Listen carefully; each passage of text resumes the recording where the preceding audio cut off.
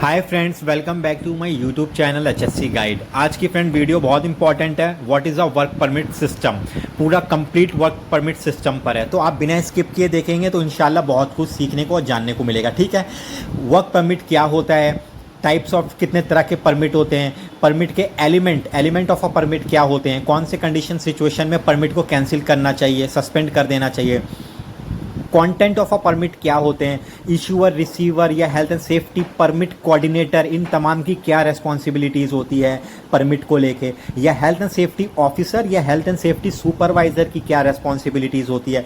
तो बहुत detailed video है, तो आइए स्टार्ट करते हैं। एंड अगेन स्किप मत करना आप लोग, अदरवाइज मेन पॉइंट आप मिस भी कर सकते हैं। ठीक है, तो स्टार्ट करते हैं। What is a work permit? Work permit basically एक documented formal control procedure system है, जिस सिस्टम के तहत हम हाई रिस्क एक्टिविटीज़ को कंट्रोल करते हैं, उनसे जुड़े हुए खतरे, उनसे होने वाले हादसे, उनसे आने वाली चोटें, इन तमाम को रोकते हैं, कंट्रोल करते हैं, है ना। साथ ही साथ में जो सुपरवाइजर्स, इंजीनियर्स आते हैं परमिट लेने के लिए, रिक्वेस्टर जो हैं उनके साथ वर्कर्स भी आते हैं, तो उनसे हमें इन्फॉर्मेशन भी मिलती है कि वो कहाँ काम करने जा रहे हैं, क्या करने वाले नहीं। तो हम वो जाके फिर इंस्पेक्शन कंडक्ट भी करते हैं, सारी चीज़ें चेक करते हैं, समझे, सारे अरेंजमेंट्स भी देखते हैं, है ना। तो काफ़ी चीज़ें, एक ये भी हो गया, एक ये फॉर्मल कंट्रोल डॉक्यूमेंटेड प्रोसीजर है, साथ में लीगल रिस्पॉन्सिबिलिटी है, ये लीगल रिक्वायरमेंट भी है। आपको काम करने के लिए परमिशन देता है, ऑथराइज्ड करता है। अगर परमिट नहीं है तो आप काम ही नहीं कर सकते। आपको काम शुरू करना है, परमिट लेना पड़ेगा, है ना, तभी आप ऑथराइज्ड होंगे। तो बेसिकली ये वर्क परमिट है। ठीक है, तो आप कह सकते हैं कि सर बेसिकली कोई अगर आपसे पूछता है what is a work permit, तो आप उसको बता सकते हो सर वर्क परमिट सिस्टम एक डॉक्यूमेंटेड कंट्रोल प्रोसीजर है, जिसके तहत हम हाई रिस्क एक्टिविटी को कंट्रोल करते हैं। साथ ही साथ हमारी वर्कर्स, सुपरवाइजर्स, इंजीनियर्स जो परमिट लेना है उनके साथ एक इंटरेक्शन भी हो जाती है, और साथ ही ये परमिशन भी देता है काम शुरू करने के लिए, और एक ये लीगल रिक्वायरमेंट भी है। ये वर्क परमिट की डेफिनेशन है। ठीक है, क्योंकि आप काम के लिए आए हाई रिस्क, फॉर एग्जांपल आप हाइट वर्क काम के लिए आए, अब आपको हाइट वर्क काम करना है। अब हमें नहीं मालूम आपके हाइट वर्क के क्या इंतजाम, आपके स्कैफोल्डिंग की क्या कंडीशन है, आपके बंदे जानते भी हैं कि नहीं स्कैफोल्डिंग पे काम कैसे किया जाता है, आपके आने जाने का स्कैफोल्डिंग पे रास्ता कैसा है, मुझे तो नहीं मालूम है, आसपास की कंडीशन क्या है, हाउसकीपिंग कैसी है, मुझे तो नहीं मालूम है, उनके साथ उन बंदों को ट्रेनिंग हो रखी है नहीं है, जानकारी है कि नहीं, सुपरवाइज़र आपका जानकार है कि नहीं है, मुझे तो नहीं मालूम है। क्या पता आप हाइट वर्क का परमिट लेके हॉट वर्क कराने लग जाए, मुझे तो नहीं मालूम है। तो ये सारी चीज़ें मैं इंश्योर कैसे करूँगा? जब मैं जाके साइट पे कंडीशन सारी चेक करूँगा, तो मुझे पता चल गया हाँ आपने जिस चीज़ के लिए परमिट लिया है, आपके इंतज़ाम सारे ठीक हैं, कंट्रोल मेजर सारे ठीक हैं, और प्लस अगर ठीक नहीं है, कुछ खतरे हैं, तो मैं आपको सजेस्ट कर दूंगा कि नहीं आपके साथ खतरे हैं यहाँ पे, आप पहले उनको हटाइए, तब आपको परमिट मिलेगा, आप वो ठीक करिए। तो इससे बहुत सारे फ़ायदे हो गए, समझे। तो ये परमिट सिस्टम का फ़ायदा भी है और यही परमिट है। अब तो कोई कन्फ्यूज़न नहीं है। और ये देखिए एक निबोश की स्लाइड भी आ गई। A permit to work is a formal documented control process, जो मैंने आपको बताया था, है ना। जो भी आपकी इंटरेक्शन है वर्कर के साथ वो भी हो गई। आप इससे हाई रिस्क देखिए, required for all high risk activities के लिए, hot work, confined space, working at high pressurise system, plant machinery या मेंटेनेंस का वर्क, है ना। और साथ में आपको परमिशन भी दे रहा है, ये परमिट है। अब तो कोई डाउट नहीं है, अब आप इजीली बता सकते हैं कि परमिट सिस्टम ये होता है ना। इसके बहुत फ़ायदे भी हैं, और आप हमेशा परमिट देने से पहले, अभी मैं रेस्पॉन्सिबिलिटी के ऊपर एक एक करके हम बात करेंगे, और नीचे एलिमेंट्स भी दे रखे हैं, इसके ऊपर भी हम एक एक करके डिस्कस करेंगे इंशाल्लाह। अब आपको कोई कन्फ्यूजन नहीं होनी चाहिए कि परमिट सिस्टम क्या होता है। अब आप आसानी से अपने शब्दों में बता सकते हैं, रटने की ज़रूरत नहीं है। ठीक है, और याद रखें परमिट जब भी इशू होता है तो परमिट्स के साथ जैसे ज़रूरत होती है, जिन कामों के लिए परमिट है, तो उसके साथ कुछ अटैचमेंट भी होती है, अटैच करना पड़ता है। फॉर एग्जांपल कहीं जेएस से अटैच होता है, कहीं पे आपका टीबीटीज अटैच होती हैं, कहीं पर आपके इमरजेंसी प्लान अटैच होते हैं। For example confined space high risk activity के लिए, तो वहाँ पे इमरजेंसी प्लान अटैच होगा। कहीं कहीं ऑपरेटर्स या कोई ऑपरेटर है तो उनके कॉम्पिटेंसी लेवल के वो जो सर्टिफिकेट है वो अटैचमेंट होती है उनकी, है ना। साथ में कहीं ऑथराइज गैस टेस्टर है तो उसके, तो ये सारी चीज़ें डिपेंड करती है क्या परमिट है, तो उसके साथ अटैचमेंट का भी आप लोगों को ख्याल रखना है। ठीक है, अब कवर कर, अब स्टार्ट करते हैं elements of the work permit. Element, ठीक है। पहला है इशू। इशू का मतलब जो वहाँ पर आप परमिट के लिए जा रहे हैं, जिनसे लेने के लिए जा रहे हैं, वही तो आपको इशू करेंगे, चाहे वो क्लाइंट है, पीएमसी है, जो भी हैं। तो वो उनकी जिम्मेदारी है, सबसे पहले जो ऑथराइज मैनेजर हैं उनके देखरेख में सबसे पहले उनकी जिम्मेदारी है कि किस काम का परमिट है वो सुनिश्चित करें, उसी काम के लिए वो परमिट इशू हो। कौन से लोकेशन पर है, उस लोकेशन की अच्छे से इंस्पेक्शन हो, क्या मटेरियल है, क्या इक्विपमेंट है, क्या लोग हैं, सब कुछ अच्छे से इंस्पेक्शन होना चाहिए उस जगह का। फिर कौन से वर्कर्स काम करने वाले, उन वर्कर के अलावा और कोई काम नहीं करेगा, उनके नाम होने चाहिए वर्कर के। क्या डेट है, क्या टाइम है, कितनी देर परमिट वैलिड रहेगा, क्या खतरे हैं और कुछ जो भी खतरे या रिस्क मौजूद हैं तो उनके लिए क्या बचाए के इंतजाम है, क्या कंट्रोल मेजर्स हैं, वो सारे मेंशन होने चाहिए परमिट के अंदर, ठीक है। कोई स्पेशल इंस्ट्रक्शंस हैं या रिस्ट्रिक्शंस हैं वो मौजूद हों। परमिट के साथ कोई दूसरी परमिट की अटैचमेंट या और कोई अटैचमेंट है तो वो उसके साथ मौजूद होनी चाहिए। ये इशू करने वाले का काम है कि ये सुनिश्चित करें, ठीक है, कि वो इनका ख्याल रखेंगे। रिसीव, जो रिसीवर हैं, आपके सुपरवाइज़र जो रिसीवर हैं, रिक्वेस्ट कर रहे हैं परमिट चाहिए उन्हें, है ना, तो वही रिसीवर है। तो उनके साथ जो वर्कर्स हैं वो सारे साइन करेंगे, जिनके नाम लिखे जा चुके हैं कि यही वर्कर्स काम करेंगे। अब वो रिसीव करें तो वर्कर सारे साइन करें और लिखेंगे। वर्कर साइन करते टाइम ये गवाही दे रहे हैं कि हाँ, हमें सारे खतरे मालूम हैं और उनसे जुड़े इंतज़ाम, सुरक्षा के सारे इंतज़ाम मालूम है और हम उन नियमों का पालन भी करेंगे, तो वहाँ साइन करेंगे। क्लियरेंस, काम ख़त्म हो जाएगा तो वो परमिट लेके वापस करेंगे और वर्कर्स और एम्प्लॉय सुपरवाइज़र ये बताएंगे कि हमने जिस कंडीशन में काम किया था वहाँ की सारी हाउसकीपिंग कर दी है, सब कुछ हटा दिया है, वो जगह सुरक्षित है, काम भी सुरक्षित ढंग से अंजाम हो गया है, तो वो साइन करके क्लियरेंस हो गया। कैंसिलेशन, मैनेजर ने जब देखा, जो ऑथराइज, जिन्होंने परमिट को ऑथराइज़ किया है, तो वो ऑथराइजर मैनेजर जो है उन्होंने देखा कि सारे क्राइटेरिया फुलफिल हो गए, क्लियरेंस हो गया, तो वो परमिट को कैंसिल कर दे ताकि अब उस परमिट पर दोबारा कोई काम ना किया जा सके।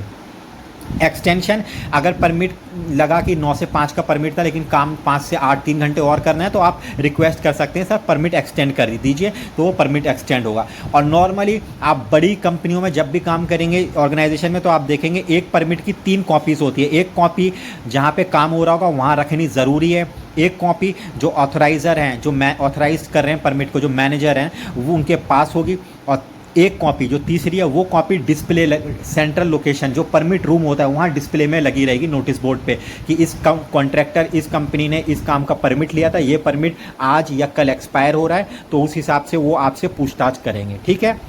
तो ये हो गया। ये देखिए contents of a permit, permit के अंदर क्या क्या कंटेंट्स होने चाहिए।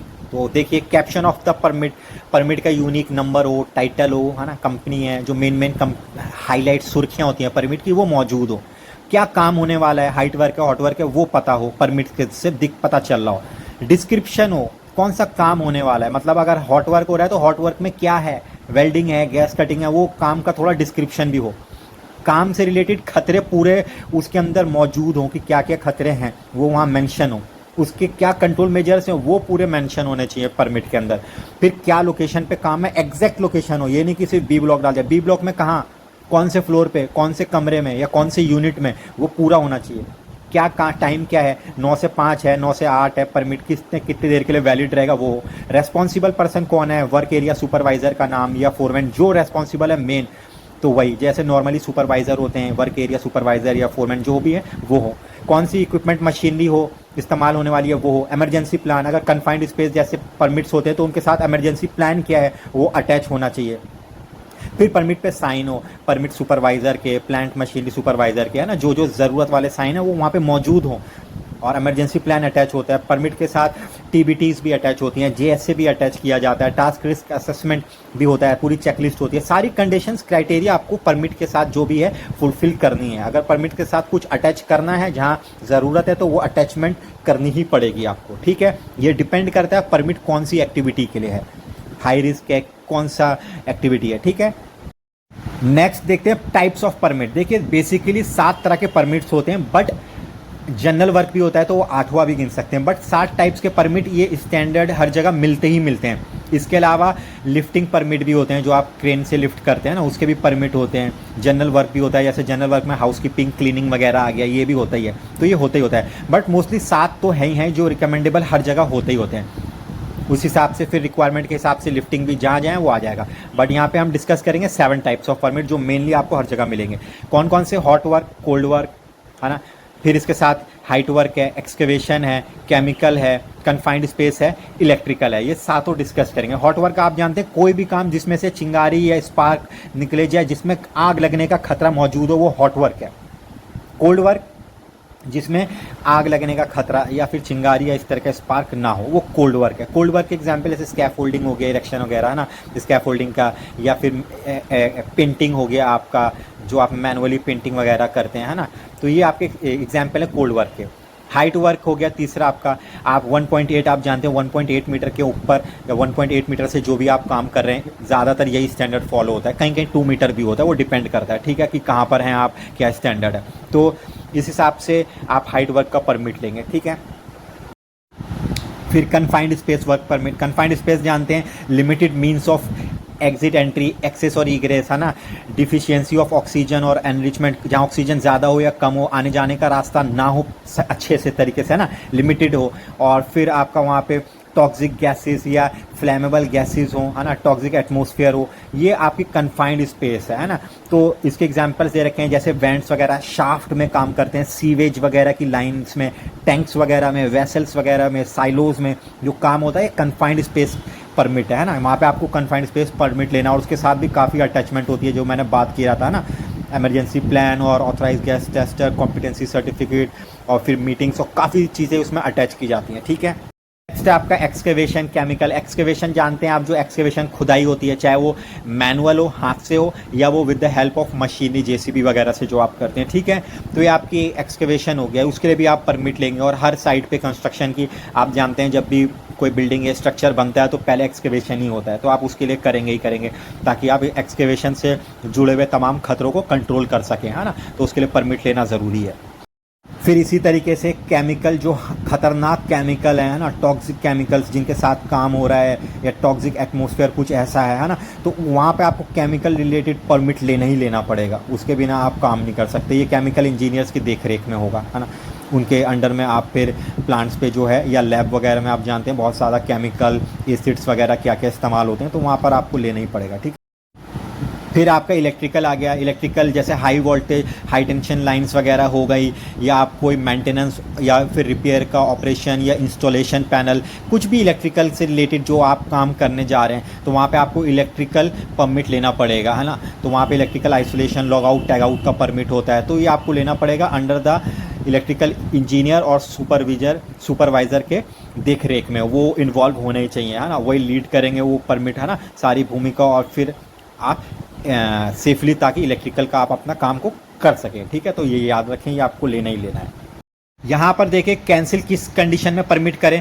अगर आपने देखा कि सेफ्टी का प्रैक्टिस नहीं किया जा रहा, आपने परमिट ले लिया, आपका काम स्टार्ट हो गया, बट आपने साइट टूर मारा, गए विजिट पे, और वहाँ आपने पाया कि मतलब उल्टे सीधे तरीके से काम कर रहे हैं, सेफ्टी का पालन नहीं हो रहा है, और आपने महसूस किया एक्सीडेंट हो सकता है, आप परमिट कैंसिल कर देंगे, काम रोक देंगे फ़ौरन, ठीक। Non commencement of the work, मतलब जिस काम के लिए परमिट लिया गया था वो शुरू ही नहीं हुआ, तो फिर वो कैंसिल होगा। परमिट इशूअर जो है और अप्रूवर जो अप्रूव किया है, अगर वो सेटिस्फाई नहीं है अरेंजमेंट को लेके, उन्हें लग रहा है कि ये अरेंजमेंट कोई खास नहीं है, हादसा हो सकता है, तो परमिट कैंसिल होगा। एमरजेंसी के सिचुएशन में कोई एमरजेंसी आई तो परमिट कैंसिल होगा। एमरजेंसी फॉर एग्जांपल फायर हो या और कोई एमरजेंसी हो, तो परमिट कैंसिल हो जाएगा, काम बंद होगा, और उसके जो प्रोसीजर है सेफली उस हिसाब से इवैक्यूएशन होगा, ठीक है। कोई वेदर कंडीशन में तब्दीली आई, बहुत तेज़ आंधी तूफान आ गया, है ना, खतरनाक मौसम हुआ, तो आपका परमिट वहाँ काम रोका जाएगा, है ना, बंदों को सेफली निकाला जाएगा, और फिर आपका काम वहाँ पे परमिट आपका कैंसिल हो जाएगा, ठीक है। अब यहाँ देखिए परमिट इशूअर, जो परमिट इशू करेंगे उनकी क्या रिस्पॉन्सिबिलिटी है। सबसे मेन रिस्पॉन्सिबिलिटी परमिट इशूअर की है, उनको कि वही पूरी अथॉरिटी होती है उनको परमिट इशू करने की, उन्हीं के पास अथॉरिटी है, तो सबसे ज़्यादा रिस्पॉन्सिबल वही है। क्या रिस्पॉन्सिबिलिटी है? अच्छे से इंस्पेक्शन कंडक्ट करें जहाँ पे काम होने वाला है, हर एक चीज़ को, टूल्स, मशीन, इक्विपमेंट, बंदे, जो चीज़ काम में इस्तेमाल होने वाली हैं, कुछ भी हो, वो सब का इंस्पेक्शन बढ़िया तरीके से हो, है ना। अरेंजमेंट सारा देखें, है ना, वहाँ पर जाके विज़िट करें, और रिसीवर से बात करें, लोकेशन कहाँ है, क्या काम है, सारी जानकारी, हर एक चीज़ इकट्ठा होने के बाद ही वो इशू करेंगे परमिट, ठीक है। जब सारे क्राइटेरियाज स्टैंडर्ड के हिसाब से फुलफ़िल हो जाएंगे, तभी जाके वो काम परमिट इशू करेंगे, ठीक है। साथ ही साथ इशूअर को लगे कोई प्रेजेंस हो, पोटेंशियल हैज़ार्ड हो काम में, तो वो काम को रोक भी सकते हैं, परमिट को भी रोक सकते हैं, सस्पेंड कर सकते हैं, ठीक। उनको लगता है कि जो इस काम के लिए परमिट था कोई ऐसी कंडीशन देखी या कुछ, तो परमिट सस्पेंड किया जा सकता है। ठीक है, साथ ही साथ ये भी इंश्योर करें मॉनिटरिंग मेजरमेंट्स हो, मतलब कि मॉनिटर भी करें, जहाँ काम हो रहा है वो देखें भी कि काम सेफली हो रहा है नहीं हो रहा। इमरजेंसी प्रोसीजर्स को पूरा वो देखें जो इशू कर रहे हैं, कि इमरजेंसी प्रोसीजर प्लान इनके पास है कि नहीं है, वो भी पूरा वो इशू करते टाइम ये सारी मतलब चीज़ें इंश्योर करेंगे, है ना। तो ये परमिट इशूअर की रेस्पॉन्सिबिलिटी है, ये सारी वो चीज़ें देखेंगे ही देखेंगे। ठीक है, अब देखिए रिसीवर जो रिसीव कर रहे हैं, रिसीवर भी सब बहुत ज़्यादा रेस्पॉन्सिबल है, क्योंकि वो परमिट की रिक्वेस्ट लेकर आएँ कि साहब हमें परमिट दे दीजिए, तो वो भी बहुत ज़्यादा रेस्पॉन्सिबल है। तो उनकी रेस्पॉन्सिबिलिटी है कि जो इश्यूअर है उनको वो सारी इन्फॉर्मेशन सच सच बताएं, बंदे कौन है, जगह क्या है, लोकेशन क्या है, काम क्या है, अरेंजमेंट क्या है, सब चीज़ें वो सेटिस्फाई कराएँ, हर एक चीज़ का इंस्पेक्शन, हर एक चीज़ का ब्यौरा देखें। ये रिसीवर की ज़िम्मेदारी है। साथ ही साथ रिसीवर की ज़िम्मेदारी है काम होते टाइम अगर कुछ उन्हें एहसास हो रहा है खतरा है तो उसकी इन्फॉर्मेशन दें और काम रोकें। इमरजेंसी आती है तो काम रोकें और इन्फॉर्म करें, ये भी रिसीवर की रेस्पॉन्सिबिलिटी है। ऐसा नहीं हो कि कोई इमरजेंसी या कोई मौसम में बदलाव या कोई खतरनाक चेंज आए तो वो काम करवाए जा रहे हैं, नहीं नहीं, रिसीवर को फ़ौरन काम रोक देना है, वहाँ पर काम रोकना है और इन्फॉर्म कर देना है, और बंदों को सेफली जो प्रोसीजर है निकाल लेना है, और जो बंदों का परमिट पे नाम है उन्हीं बंदों से काम लेना है। रिसीवर जो हैं उन्हें ऐसा नहीं करना है कि बंदे चेंज कर दें, ये इलीगल है, ऐसा नहीं होना चाहिए। ठीक है, और बंदों को ट्रेनिंग पूरी होनी चाहिए, क्या काम है उसकी जानकारी रिसीवर को देनी ही देनी है, अपने सारे बंदे ट्रेंड करने ही करने हैं, ऐसा नहीं है कि बस ऐसा कर दिया। और परमिट जिस काम के लिए लिया गया परमिट पर वही काम करना है, दूसरा काम भी नहीं करवाना है। ये तमाम रेस्पॉन्सिबिलिटी जिम्मेदारी रिसीवर की है जो परमिट लेने गया, रिसीव करने गया है। ठीक, और ये लीगल है, ये उनको इसका पालन करना ही करना है। ठीक है, अब बात करते हैं एचएससी परमिट कोऑर्डिनेटर की। देखिए जो एचएससी परमिट कोऑर्डिनेटर अगर आपके साइट पर है एचएससी परमिट कोऑर्डिनेटर, तो ये उनकी रेस्पॉन्सिबिलिटी है डेली के जो वर्क परमिट्स हैं उनके साथ कोऑर्डिनेशन करें, क्या हाल है परमिट का, किस कंडीशन में परमिट मिल रहा है नहीं मिल रहा, मतलब सारी चीज़ों को इंश्योर करें कि सब कुछ सेफ़ है कि नहीं है, परमिट जीन्युइन तरीके से फुलफ़िल हो रहा है कि नहीं हो रहा, कंडीशंस पूरी मेट हो रही हैं कि नहीं हो रही है, हर एक चीज़ वो फुलफ़िल करें कि हाँ परमिट सब कुछ ठीक है, काम वाली जगह भी ठीक है, सेफली काम हो रहा है, परमिट भी लीगली तरीके से उनके पास मौजूद है, ये सब कुछ इंश्योर करना है परमिट कोऑर्डिनेटर को। ठीक, साथ में पिछले 1 महीने के जो क्लोज आउट वर्क परमिट्स है वो उनके पास मौजूद होने चाहिए। साथ में उनके रूम में जो नोटिस बोर्ड डिस्प्ले जिस पे वो डिस्प्ले करते हैं, नोटिस बोर्ड पे जो भी हम लोग अपने एचएससी रिलेटेड डॉक्यूमेंट्स वगैरह डिस्प्ले करते हैं, वहाँ पे सस्पेंडेड और खुले हुए परमिट्स उनके पास डिस्प्ले होने चाहिए, ताकि पता चले कहाँ पे काम चल रहा है और कौन से काम का परमिट सस्पेंड हो चुका है। उनके ऑफिस में ये रिकॉर्ड मेंटेन होना चाहिए और डिस्प्ले में होना चाहिए, क्योंकि कई बार ना जैसे आप भी जानते हो टाइम टेबल बनाते हैं, इतने से स्टूडेंट्स की इतने से इतने टाइम पढ़ना है, तो आप जब जाओगे एक अच्छी ऑर्गेनाइजेशन में तो वहाँ परमिट रूम में जाओगे तो देखोगे कोऑर्डिनेटर के रूम में तो कि वहाँ पे परमिट डिस्प्ले कर रखे हैं कि फलाने कॉन्ट्रैक्टर का हाइट वर्क परमिट है, इस डेट को ख़त्म हो रहा है, इस टाइम को ख़त्म हो रहा है, तो उससे उन लोगों को देख देख के याद आता है कि अच्छा आज इनका परमिट ख़त्म हो रहा है, तो वो उस हिसाब से फॉलो अप भी करते हैं। ठीक है, और इसके अलावा अगर आप permit coordinator HSC permit coordinator नहीं हैं, आप as a health and safety officer हैं या supervisor health and safety officer, जो भी आपकी डिजिग्नेशन है, इंडिया में ऑफिसर रैंक बढ़ी है, गल्फ में हेल्थ एंड सेफ्टी सुपरवाइज़र बढ़े,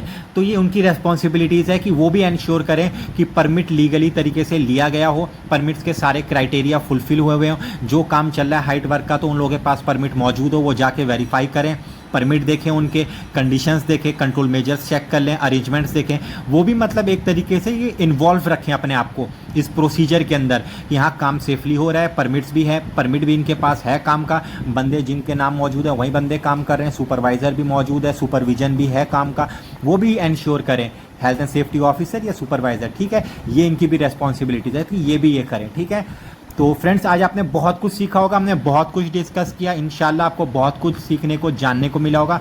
मिलते हैं नेक्स्ट वीडियो में हम बहुत जल्दी रिस्क असेसमेंट जेएस से, और आप लोग खुद भी कमेंट करें कि आपको कौन से टॉपिक पे पहले चाहिए जो आपको कन्फ्यूज़न हो या जिसमें आप जानना चाह रहे हो। ठीक है, तो मैं इंशाल्लाह वो वीडियो पहले अपलोड करूँगा। ठीक है, चलिए मिलते हैं नेक्स्ट वीडियो में, अपना ख्याल रखिए फ्रेंड्स, बाय बाय।